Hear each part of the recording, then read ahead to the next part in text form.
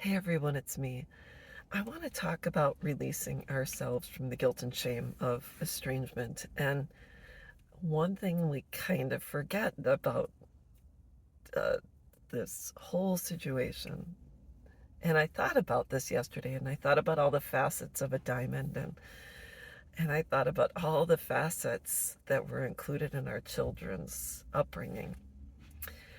I took an honorable discharge when I was pregnant with my first daughter because it was during the Gulf War. I then subsequently got married right before I gave birth to her within a couple of months, and I knew there was a chance he could get shipped over. I didn't want to take that chance where my daughter would become an orphan, and so I took an honorable, got out a month before she was born.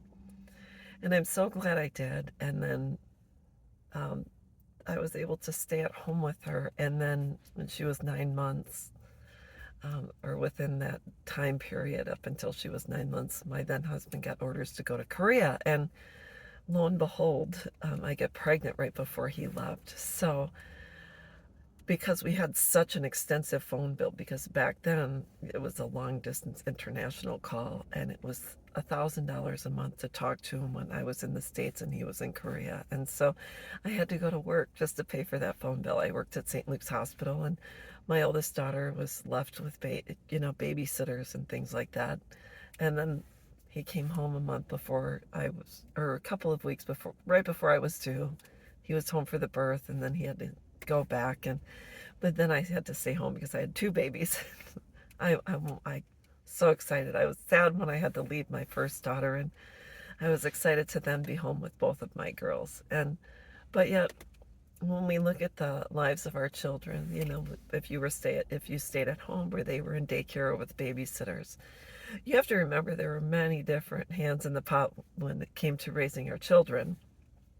Not just us, but the grandparents, the cousins, the aunts and uncles, the daycare providers, people, we went to church with, and there was a lot of other people involved. And then, of course, at the age of 4, 3, 4, 5, they went to school, and then their teachers had a hand in the pot, and their friends' parents, and anyone else they were allowed to spend time with. So we are not the only people who are responsible for our children's upbringing.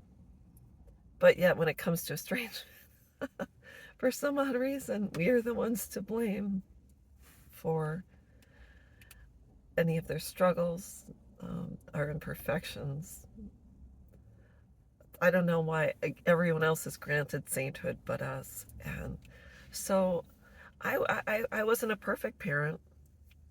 I messed up, but then again, everyone else was human within the sphere. So for some odd reason, one person or maybe two people take the fall for humanity, and we are crucified, and we are for some odd reason held to a higher standard than everyone else in the world.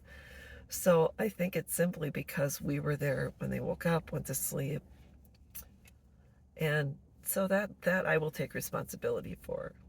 I was the one who breastfed them, first steps, change the diapers, etc. So maybe throughout the first year, because we were in the military, or traveling a lot, or not really with family, and I was primary caretaker.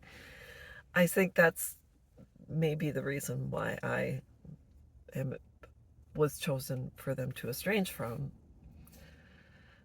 But there's no reason why, if you're going to estrange from a parent, why you wouldn't estrange from everybody else who had a hand in your upbringing as well.